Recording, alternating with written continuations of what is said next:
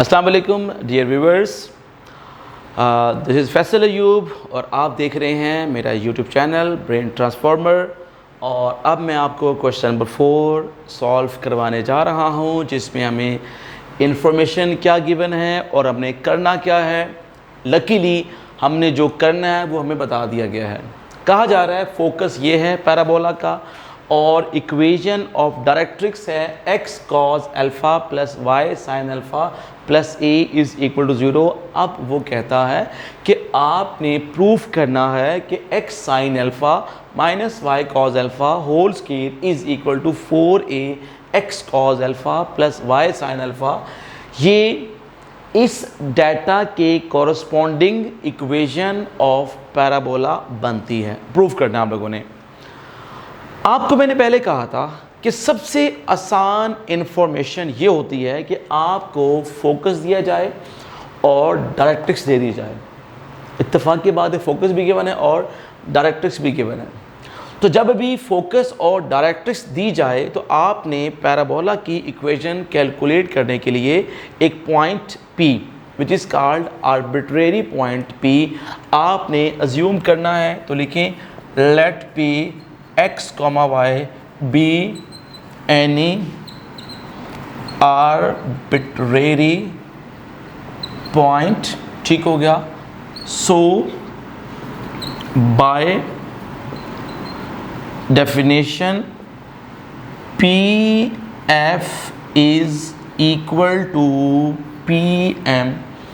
बिल्कुल उसी तरह जिस तरह मैंने आपको क्वेश्चन नंबर 3 का first part and second part solve करवाया था एंड क्वेश्चन नंबर 2 का आपको मैंने फर्स्ट पार्ट इसी पैटर्न पे सॉल्व कराया था। ठीक हो गया जी।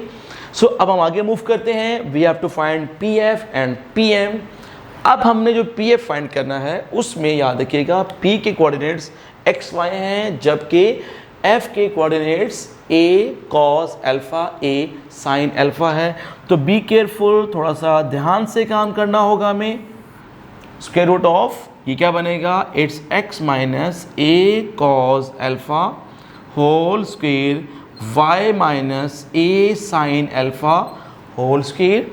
एंड अब मैंने जो PM फाइंड करना है, बी केयरफुल, PM फाइंड करने के लिए मैंने फार्मूला चूज़ किया ax1 plus by1 plus c over square root of a square plus b square. ये मैंने आपसे स्टार्ट में ही कहा था, ये फार्मूला चैप्टर नंबर 6 में यूज़ होना है मैनी टाइम्स। सो आप देख रहे हैं हम इसको यूज़ कर रहे हैं दोबारा फिर। अब हमने क्या करना है, देखिएगा हमारे पास इंफॉर्मेशन में और चेक कीजिएगा गिवन में क्या लिंक बन रहा है।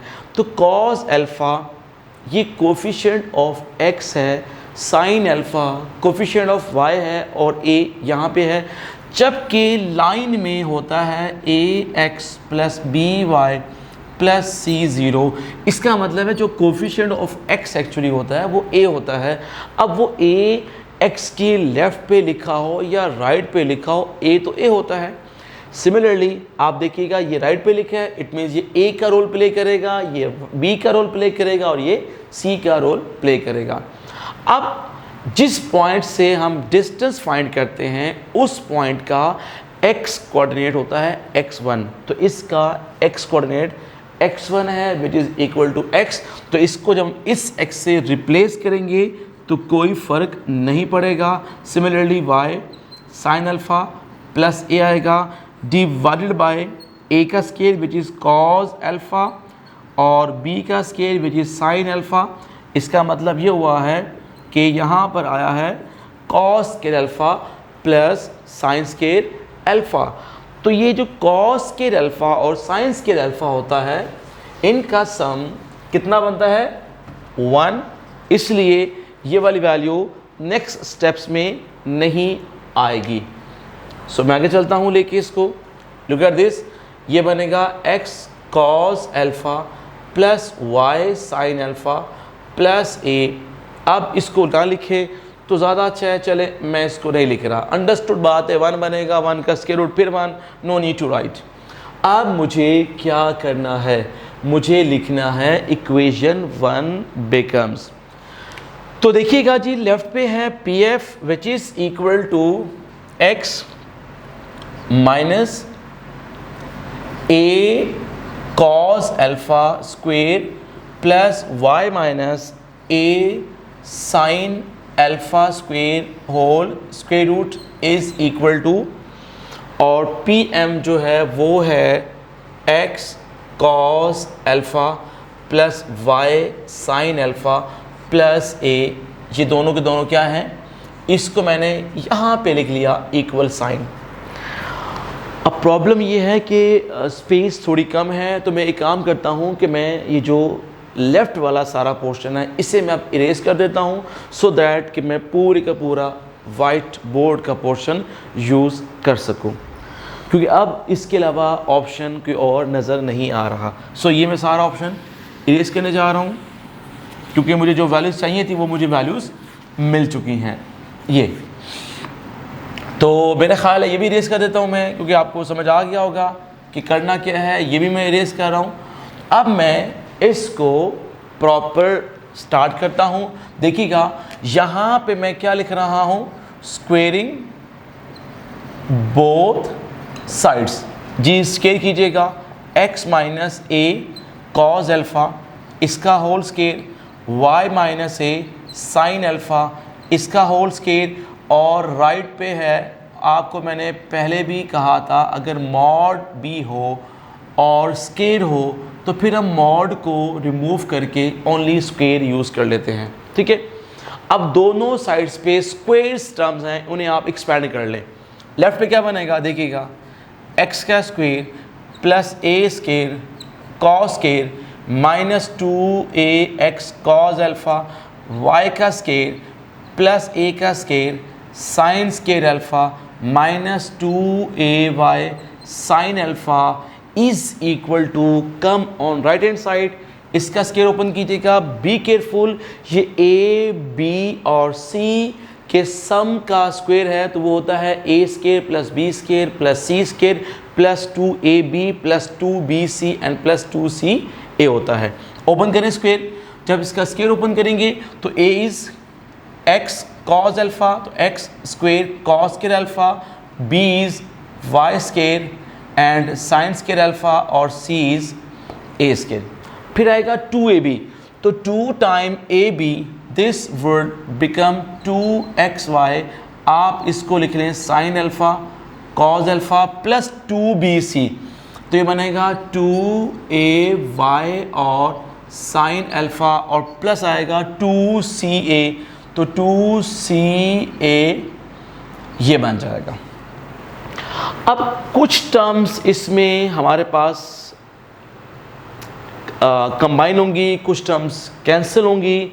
अब देखते हैं वो टर्म्स कौन सी कंबाइन होती हैं, कैंसिल होती हैं या नहीं होती, चेक करते हैं। जरा आप एक काम कीजिएगा, यहाँ पर लिखा हुआ है x का स्क्वायर और यहाँ पे लिखा है x का स्क्वायर, इन्हें आप कर दें combine, x square minus x square and cos square alpha, plus ये लिखा है y का स्क्वायर और ये लिखा है y का स्क्वायर, इसे आप लेफ़्ट साइड पे लें और कंबाइन कर दें, ठीक हो गया। अच्छा, उसके बाद माइनस ये लिखा हुआ है 2xy sine alpha cos alpha, इसको लिख लें 2xy sine alpha cos alpha. अब देखिए मैंने क्या किया, गौर से देखिए अगर आप लोग, तो मैंने दो टर्म्स को लेफ़्ट पे शिफ्ट किया, बल्कि तीन को, इसको शिफ्ट लेफ़्ट पे किया, इससे लेफ़्ट पे शिफ्ट किया और इससे लेफ़्ट पे शिफ्ट किया। अब ये टर्म्स राइट पे नहीं आएंगी बिकॉज ये लेफ़्ट पे शिफ्ट हो चुकी हैं। अब आगे चलिएगा, अब लेफ़्ट पे और क्या है आप इसको देखिएगा, यहाँ से और यहाँ से कॉमन क्या आ रहा है, आप देखें तो यहाँ से कॉमन आ रहा है ए का स्क्वायर, ये बनेगा cos square alpha plus sign square alpha. अब आप आगे चलिएगा, ये देखिए यहाँ पे एक्स स्क्वायर यूज़ हो चुका है, A square sine square alpha use हो गया है, तो माइनस 2ax, इसे आप शिफ्ट कर दें राइट पे। ज़रा आइएगा देखिएगा, मैं इसको सबसे लिख रहा हूं पहले 2ax cos अल्फा प्लस ये लिखा हुआ है, इसको प्लस करेंगे राइट पे आके 2a sin अल्फा। अब देखिएगा हमारे पास यहां पे चेक कीजिएगा, ये लिखा हुआ है 2ax and cos alpha plus ये लिखा है 2ay sin अल्फा और एंड पे ये a स्केयर यहाँ पर आ गया। तमाम टर्म्स को ध्यान से ख्याल से अरेंज करना है। एक चीज़ तो ये कि राइट साइड पे एक्स स्केयर कॉस के था, इसको मैंने एक्स स्केयर के साथ अरेंज किया, और वहाँ पे वाई स्केयर साइन स्केयर था, इसको मैंने वाई स्केयर के साथ अरेंज किया।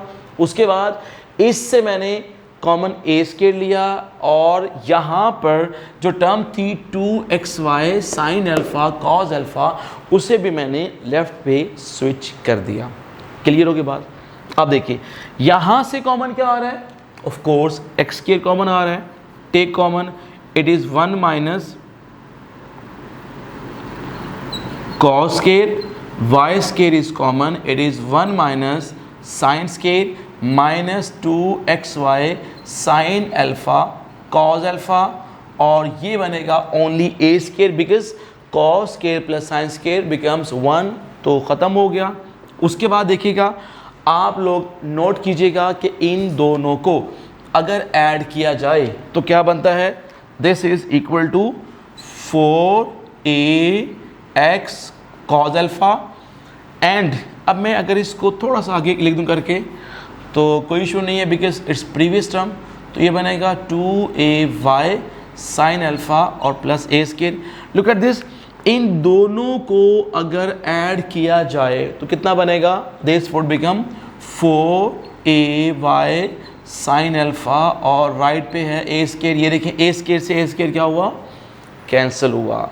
अब देख रहे हैं आप लोग, मैंने आपसे कहा था कुछ टर्म्स कैंसिल होंगी कुछ रीअरेंज होंगी, तो आप देख रहे हैं ए स्केयर तो कैंसिल हुआ, बाकी टर्म्स हुई रीअरेंज।